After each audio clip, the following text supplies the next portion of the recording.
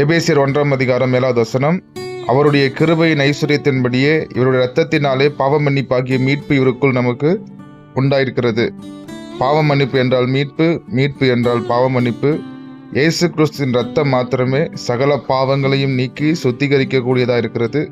இயேசு ஒரு மனிதனுடைய பாவத்தை மாத்திரம் மன்னிக்கவில்லை, உலகத்தில் இருக்கிற எல்லா மனிதனுடைய பாவத்தையும் தன்னுடைய சொந்த இரத்தத்தினாலே மன்னித்திருக்கிறார்.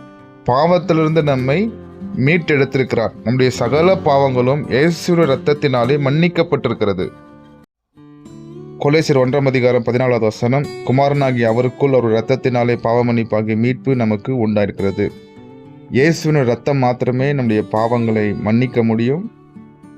பாவ மன்னிப்பு என்றால் மீட்பு, மீட்பு என்றால் பாவ மன்னிப்பு. வேற எந்த ஒரு காரியமாக இருந்தாலும் நம்முடைய பாவத்தை சுத்திகரிக்க முடியாது.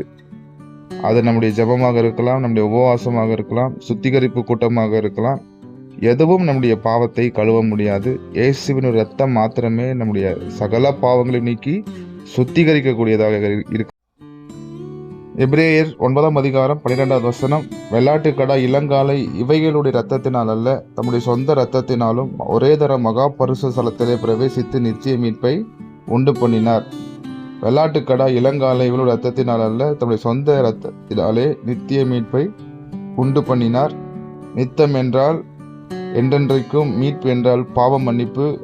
ஆகவே நித்தமும் நம்முடைய பாவத்தை இயேசு மன்னித்து விட்டார். பாவத்தில் கடந்த கால பாவம், நிகழ்கால பாவம், வருங்கால பாவம் என்று இல்லை. எல்லா பாவத்தையும் இயேசு மன்னித்து விட்டார்.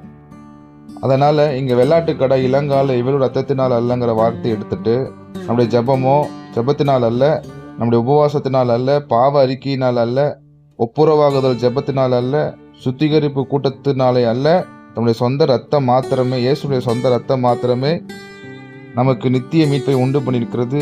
ஆகவே இயேசு நம்முடைய பாவத்தை நித்தமும் மன்னித்து விட்டார்.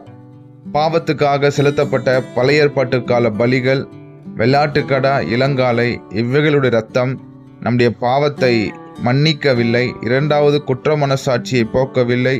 மூன்றாவது, நம்முடைய மனதை பூரணப்படுத்தவில்லை.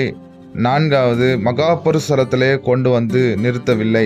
மகா பரிசுத்தலம் என்றால் தேவனுடைய பிரசன்னத்திலே கொண்டு வந்து நிறுத்த முடியவில்லை. ஆனால் இயேசுவின் இரத்தமோ நமக்கு நித்திய மீட்பை உண்டு பண்ணி நம்முடைய எல்லா பாவங்களையும் மன்னித்து நம்முடைய குற்ற மனசாட்சியை போக்கியிருக்கிறது. நம்முடைய மனதை பூரணப்படுத்தியிருக்கிறது. நீதிமான் என்கிற உணர்வை கொடுத்திருக்கிறது.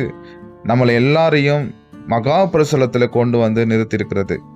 ஆகவே நாம் தைரியம் கொண்டு தேவ சமூகத்திலே நாம் எப்படி வர முடியும்? நம்முடைய பாவம் மன்னிக்கப்பட்டிருக்கிறது என்கிற பூரண நிச்சயம் நமக்கு உண்டாயிருக்க வேண்டும்.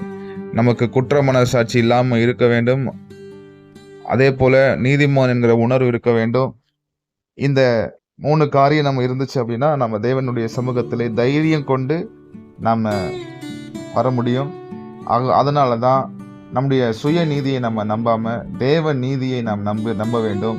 இயேசுவின் இரத்தத்தை பற்றும் விசுவாசத்தினாலே தேவன் நம்மளை நீதிமானாக மாற்றியிருக்கிறார். ஆகவே நாம் தைரியம் கொண்டு ஏற்ற நேரத்திலே சகாயம் செய்யும் கிருபைகளை அடையவும், இரக்கத்தை பெறவும் தைரியமாக கிருபாசனத்தின் முன்பாக வந்து நிற்க வேண்டும் என்று இயேசு சாமி சொல்லியிருக்கிறார். ஆகவே நம்முடைய சகல பாவங்களையும் ஆண்டவர் முற்றிலுமாய் மன்னித்து விட்டார். நாம் செய்த பாவத்தினாலே நாம் பாவியாக்கப்படவில்லை. அப்படி என்றால் நாம் செய்யக்கூடிய நீதினாலும் நாம் நீதிமான் ஆக முடியாது. ஆதாமுடைய பாவத்தினால தான் நாம் பாவியாக்கப்பட்டிருக்கிறோம்.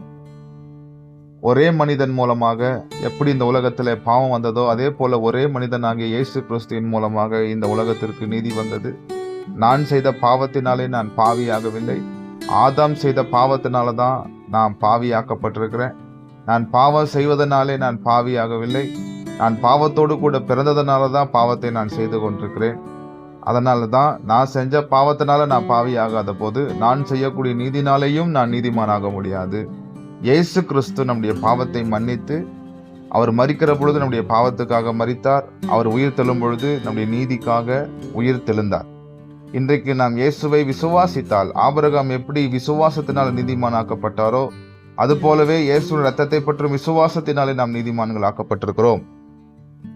ஏசாயா 55:7 துன்மார்க்கன் தன் வழியையும் அக்கிரமக்காரன் தன் நினைவுகளையும் விட்டு கர்த்தரிடத்தில் திரும்ப கடவன். அவர் அவன் மேல் மனதுருகுவார். நம்முடைய தேவனிடத்திற்கு திரும்ப கடவன். அவர் மன்னிக்கிறதற்கு தயை பெருத்திருக்கிறார். என் நினைவுகள் உங்கள் நினைவுகள் அல்ல, உங்கள் வழிகள் என் வழிகளும் அல்லவென்று கர்த்தர் சொல்கிறார். பூமியை பார்க்கிலும் வானங்கள் எப்படி உயர்ந்திருக்கிறதோ அப்படியே உங்கள் வழிகளை பார்க்கிலும் என் வழிகளும், உங்கள் நினைவுகளை பார்க்கிலும் என் நினைவுகளும் உயர்ந்திருக்கிறது. தேவன் மன்னிக்கிறதற்கு தயை பெருத்திருக்கிறார். நம்முடைய நினைவுகள் வேற, தேவனுடைய நினைவுகள் வேற. தேவனுடைய நினைவுகள் மாத்திரமே உயர்ந்ததாக இருக்கிறது, அது சத்தியமுள்ளதாக இருக்கிறது. நம்முடைய அனுபவத்தினாலேயோ அல்லது இருதயத்தின் நினைவுகளாலேயோ நாம் தேவனை தேடாமல் தேவனுடைய இருதயத்தை புரிந்து கொண்டு அவரை நாம் தேடுதலாக இருக்க வேண்டும். தேவன் சொல்கிறார், உங்களுடைய அக்கிரமத்தை கிருபையாய் மன்னித்து மறந்துவிட்டேன், இனி நான் நினைவு கூறுவதில்லை என்று சொல்கிறார். மேற்குக்கும் கிழக்குக்கும் எவ்வளவு தூரமோ அவ்வளவு தூரம் உங்களுடைய பாவத்தை அகற்றிவிட்டேன் என்று சொல்கிறார். இயேசுவின் ரத்தம் நமக்கு நித்திய மீட்பை உண்டு பண்ணியிருக்கிறது. நித்தம் என்றால் என்றென்றைக்கும், மீட்பு என்றால் பாவ மன்னிப்பு. நித்தமும் நம்முடைய பாவத்தை மன்னித்து விட்டார். அதனால தேவன் நம்முடைய பாவத்தை போக்கினபடினால் தைரியம் கொண்டு தேவ சமூகத்திலே வர வேண்டும். ஆனால் நம்முடைய நினைவுகள் என்ன சொல்கிறது? நாம் டெய்லியும் பாவம் செய்வதாக இருக்கிறோம். நாம் தவறு செய்யாமல் இருப்பது கூடாத காரியம், மிடலடையாமல் இருப்பது கூடாத காரியம். டெய்லியும் நம்ம போய் பேசுகிறோம், டெய்லியும் கோவப்படுறோம், எரிச்சல் அடைகிறோம். இப்படி நாம் பாவம் செய்கிற போது நாம் தேவனிடத்தில் ஒப்புரவாக வேண்டும். நாம் தேவனிடத்தில் மன்னிப்பு கேட்க வேண்டும். சனிக்கிழமை ஆனால் சுத்திகரிப்பு ஆராதனையில் கலந்து கொண்டு ஞாயிற்றுக்கிழமை நம்ம பரிசுத்தமாக தேவனுடைய சமூகத்தில் நம்ம வர வேண்டும் என்று நம்மளை நாமளே சுத்திகரித்து கொண்டிருக்கிறோம். நம்மளை நாமளே நாம் சுத்திகரித்து கொள்ள முடியாது. இயேசுவினுடைய ரத்தம் மாத்திரமே நம்முடைய குற்ற மனசாட்சியை சுத்திகரித்திருக்கிறது. இயேசுவினுடைய ரத்தம் மாத்திரமே தேவனிடத்தில் ஒப்புரவாக்கி இருக்கிறது. நாம் தவறு செய்தாலும் நாம் ரட்சிப்பை இழந்து போக முடியாது. தேவனுக்கு சத்துருக்களாக நாம் மாற முடியாது. ஒரு காலத்தில் நாம் தேவனுக்கு சத்துருக்களாக இருந்தோம், எதிராளியாக இருந்தோம். ஆனால் இயேசுவின் ரத்தமோ நம்மளை பரிசுத்தமாக்கி நம்மளை குற்றமற்றவர்களாகவும் கண்டிக்கப்படாதவர்களுமாய் தேவன் நம்மை தெரிந்து கொண்டார். ஆகவே நமக்கு பாவம் மன்னிக்கப்பட்டிருக்கிறது என்ற நிச்சயத்திலே நாம் இருக்க வேண்டும். ஒரு சகோதரனிடத்திலே நாம் தவறு செய்யும் போது அவரிடத்துல மன்னிப்பு கேட்கறது போல நாமளும் தேவனிடத்திலே மன்னிப்பு கேட்டால் தேவன் மன்னிப்பார் என்று நம்முடைய மன்னிப்பை மாத்திரமே மேன்மைப்படுத்துகிறோமே தவிர இயேசுவினுடைய ரத்தத்தை நாம் மேன்மைப்படுத்துவதில்லை, இயேசுவினுடைய ரத்தத்தை நாம் விசுவாசிப்பதில்லை. அதுதான் சொல்றாரு, என்னுடைய நினைவுகள் உங்களுடைய நினைவுகள் அல்ல என்று சொல்கிறார். ஆண்டவர் நம்முடைய எல்லா பாவத்தையும் மன்னித்து விட்டார். ஆகவே நாம் நீதிமான் ஆக்கப்பட்டிருக்கிறோம், பரிசுத்தவான்கள் ஆக்கப்பட்டிருக்கிறோம். உலக தோற்றத்துக்கு முன்னாடியே தேவன் நம்மளை பரிசுத்தவான்களாக நம்மளை தெரிந்து கொண்டார். ஆகவே இப்பொழுது நாம் இயேசுவின் இரத்தத்தின் மூலமாக தேவனுடைய பார்வையிலே குற்றமற்றவர்களாகவும் கண்டிக்கப்படாதவர்களாகவும் நாம் இந்த ஸ்லாக்கியத்தை பெற்றிருக்கிறோம், இந்த கிருபையை பெற்றிருக்கிறோம்.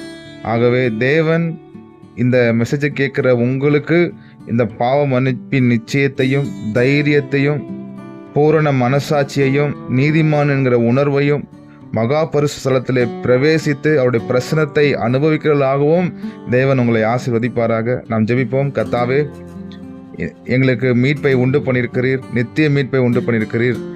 ஆகவே இந்த நித்திய மீட்பை பெற்றுக்கொண்டு அன்று ஒவ்வொரு நாளும் உம்முடைய ஆண்டவரை கிருபை அனுபவிக்க எங்களுக்கு கிருபை செய்யுங்க.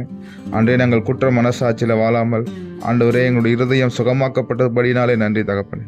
என்னுடைய பாவத்துக்காக பலியாக்கப்பட்ட பலியாக நீர் இருக்கிறபடினாலே உமக்கு ஸ்தோத்திரம். எங்களை உமது ரத்தமே சுத்திகரித்திருக்கிறது. எங்களை ஆண்டவரே உம்முடைய ரத்தமே ஒப்புரவாக்கி இருக்கிறது. நாங்கள் எந்த கிரியையும் செய்யாதபடி கர்த்தாவே நீரே எல்லாத்தையும் செய்து முடித்ததுக்காக நன்றி. தொடர்ந்து வழிநடத்தும் ஆசீர்வதி இயேசுவின் நாமத்தில் ஜெபிக்கிறோம் என் ஜீவனுள்ள நல்ல பிதாவே. ஆமென்.